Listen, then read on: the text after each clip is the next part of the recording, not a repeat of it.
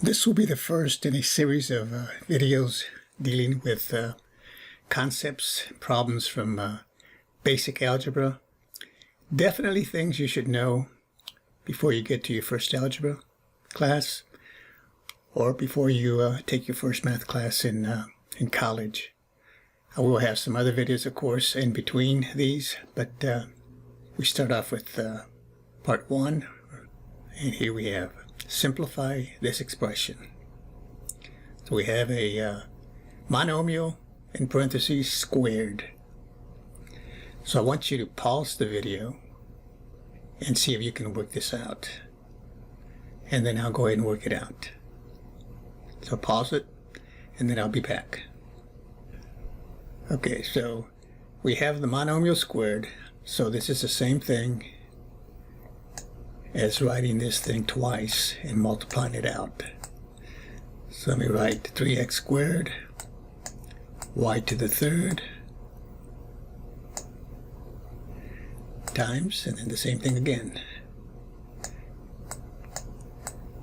3x squared y to the third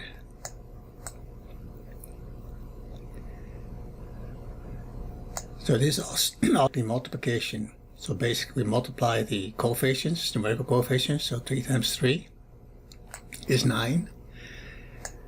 And then we have an x squared. X squared, we group those together. So it's x squared times x squared. And the rule is 2 factors of x, 2 factors of x over here. So altogether we have 4 factors of x. So we just write the x to the 4th power. Okay, same thing, just adding the exponents. So then we have 3 factors of y over here, and then 3 factors of y over here. So again, 3 and 3 makes 6. We get y to the 6. Okay. Same thing as adding the exponents here. So this is 2 and 2 from the bases. Gives me the 4, 3 and 3. Gives me the 6 for this one. And of course at 3, it's understood that the exponent is 1. So keep in mind, this is like a 1 here. So base the same here, so 1 and 1 is 2. This is really 3 squared, but 3 squared means 3 times 3 is 9. So the answer in this one is 9x to the 4th, y to the 6th. Okay, clear this. The next one, x plus y squared. Okay, so that's the same thing. The base in this case is x plus y.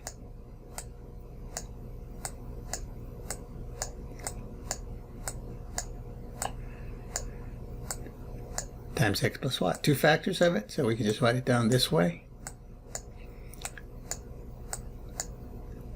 That's one way to do it. And then we can multiply this way. You can go x times x. Add the exponents, we get x squared. X times y is a plus xy. Using the distributive property here. And then multiply with the y. Y times x is again yx, which is the same thing as xy. So I write it as xy. And then y times y. Again, the exponents here, if not written, are 1. So 1 and 1 is 2. So that means 2 factors of y. This is a y squared. And then we combine xy and xy is the same. The coefficient here is a 1 and a 1. So we can just say this is the same thing as x squared plus 2xy plus y squared. Okay, so that of course is C. Okay, x squared plus 2xy plus y squared. Okay. So if you use the formula that we have for squaring a binomial, it's basically the square of the first term, which is x squared, and then double this product, xy, x times y is xy, double it, you get the 2xy, and then you square the last term, that's y squared. That's another way to get it. Okay, this is the long way over here. Clear this. Second one's true or false. 5 to the negative 2 is equal to negative 10. Pause the video, think about it, and then I'll be back. Okay, the answer to this is false, because here we're using the rule for a negative power, so I have a to some negative power, let's call it n, negative n. That's the same thing as 1 over a to the n. Okay, so 5 to the negative 2 then, using this formula here, would be 1 over 5 squared. Which of course, if you simplify, it comes out to 1 over 2 factors of 5 means 5 times 5, 1 over 25.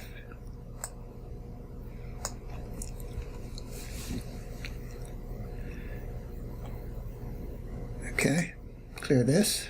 Okay, number 4, problem 4. Solve 2x over 3 is equal to 2/5. 2x over 3 is equal to 2/5. Okay, one way to work this problem in this particular case, because there's one fraction on each side, we could just cross multiply here and say 5 times 2x is 10x.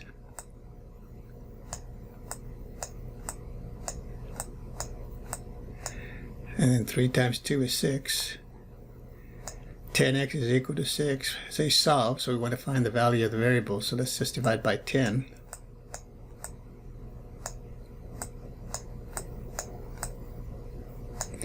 And then these 10s cancel out. We get x is equal to 6 over 10. Reduce that down by dividing the numerator and denominator by 2. We'll get 3/5. Okay. And you can easily check your answer by just plugging in for x and showing that that gives you 2/5 over here. Okay, let's clear this. Okay, want to solve another equation. X squared is equal to 25. X squared is equal to 25. What is x? Pause the video and see if you can solve it. Okay. What number squared is equal to 25? So this one is one you can just look at it and should be able to figure it out. What number squared is equal to 25? Well, 5 squared is 25. So x equal to 5. And of course there's another answer, because negative 5 squared is also 25. So this one has two answers, 5, negative 5. 5 squared is 25, negative 5 squared is also 25. Clear this? Okay, the next one is solve the log of x to base 3 is equal to 2.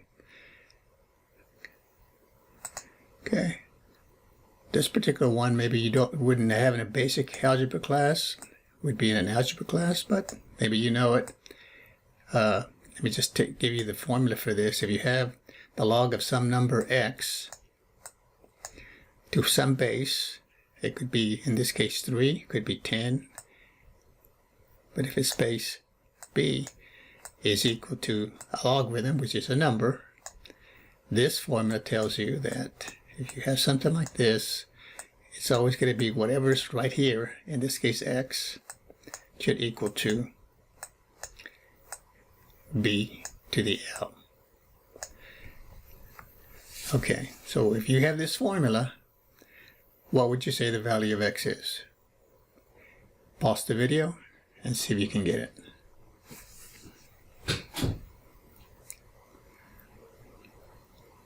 Okay, I follow that formula there. X should equal to this base, which is 3, taken to the power of 2. 3 squared means 3 times 3. 3 times 3 is 9. So the answer should be 9. X is equal to 9. Okay, so keep in mind this is your formula here, because we're going to use it again in the next problem. Let me clear this. So now, pretty much the same sort of thing, except in this case we have the log of x minus 3 to base 3 is equal to 2. So based on what we did in the last problem, this would mean that instead of an x, though, in the parentheses is x minus 3. So all I got to do is put x minus 3 is equal to the base here is 3 again, and then it's supposed to be squared. Okay, so continue the simplification. X minus 3. 3 squared again means 9. 3 times 3.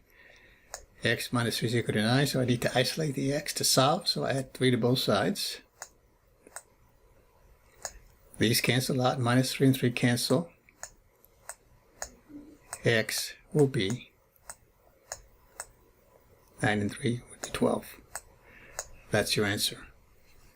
Okay? Cancel this out.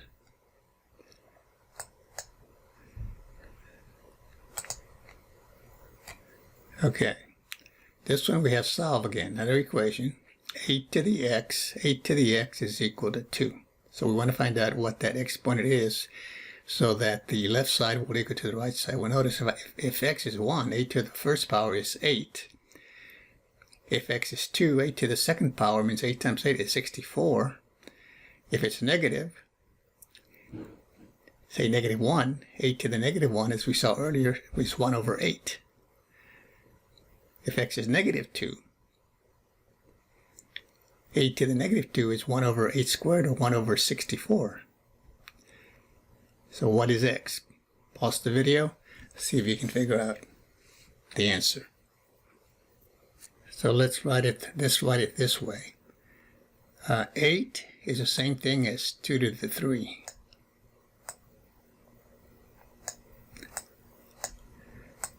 So I can write 8 to the x as the same as this.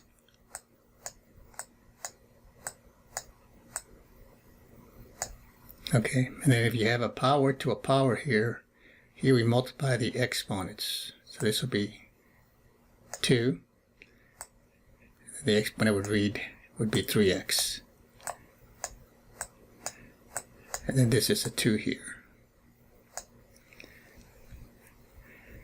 And again, it's understood that if there's no power or exponent, this is a 1, this is a 1. So be aware that if you have any base b taken to the x power,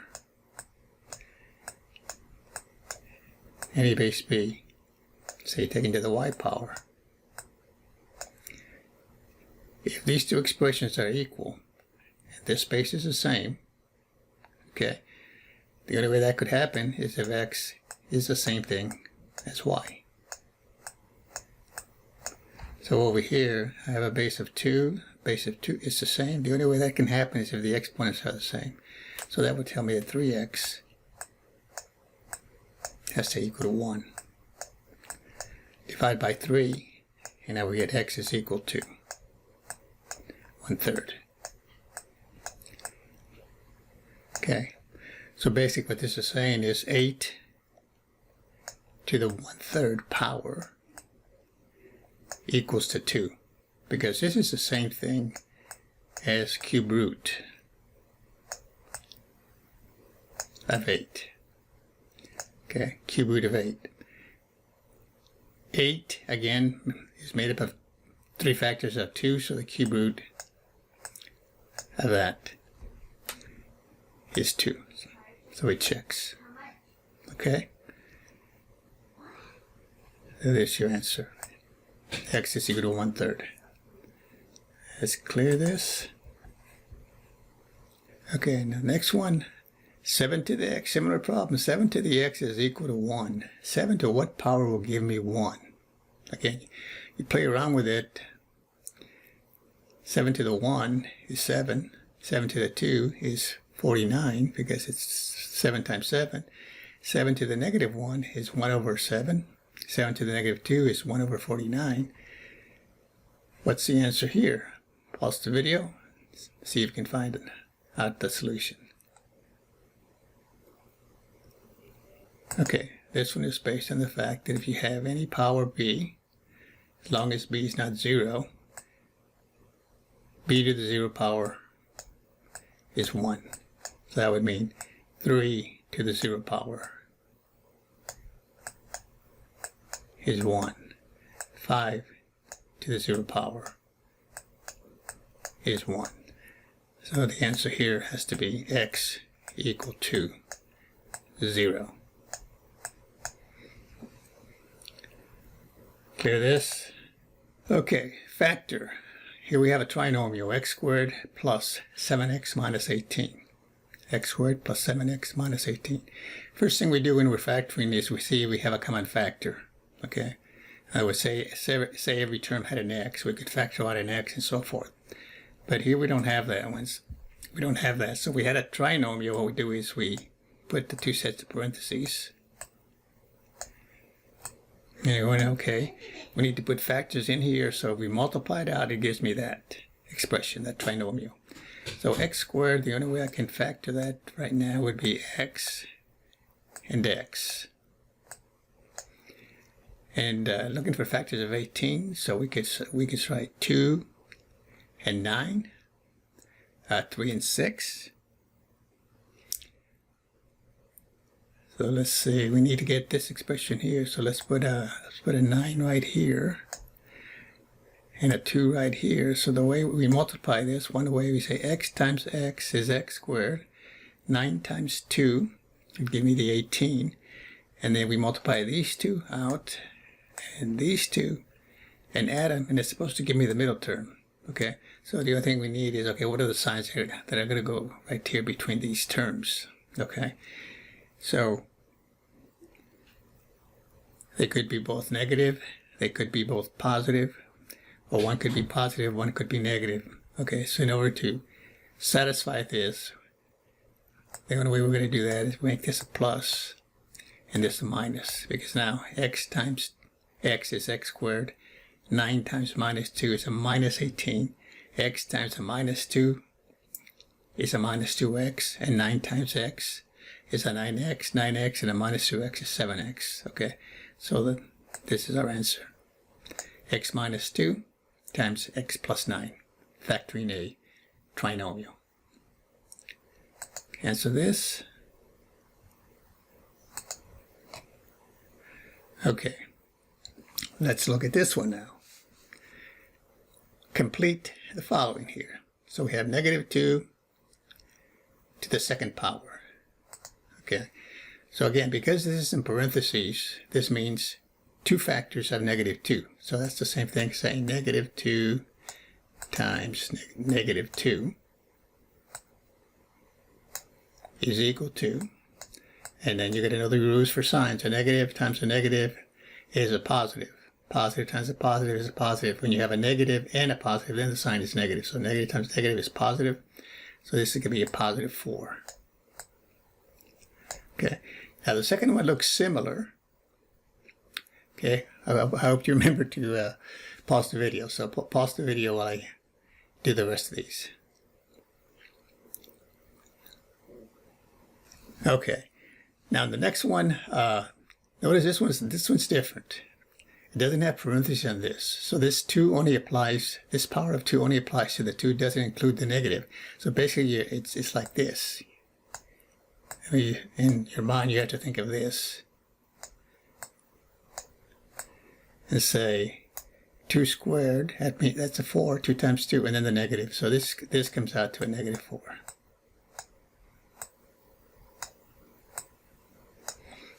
Okay, so let's look at the last two here. Of course, you should know that 1 to any power, doesn't matter what it is, whether it's positive or negative or 0, this is always going to be 1. Okay, so the first one has parentheses here, so it's negative 1 to the 100th power, so I have negative 1. Obviously, we know it's going to be a 1, and then we have to determine the sign. Well, when you have a negative times a negative, it's a positive, right? You have a negative times a negative times a negative. Okay, negative times negative is positive, and then times another negative is negative. So the thing you have to realize is you take a base to an even power. If that base is positive, obviously the answer is going to be positive. If that base is negative, but again you have an even power, the negatives are going to cancel each other out. So this is going to be a 1. Now, what happens if you have a base that's negative, but the power is odd? Okay, now you're going to have one extra negative left over. So this one's going to be a 1. And it's going to be negative. Okay, so if the power or the exponent is even, doesn't matter what the sign is, the answer is going to be positive. If the power of the exponent is odd, okay, the base is negative, then it's going to be negative. In this case, because 120 power is 1, we have one negative left over. This is a negative 1. Okay. This is part 1. Like I said, I'll continue with other videos in the future, along with other videos, miscellaneous videos that I have also. They'll get a little bit more difficult, so hopefully you can build your algebraic skills, and we'll see you next time. Thanks for watching.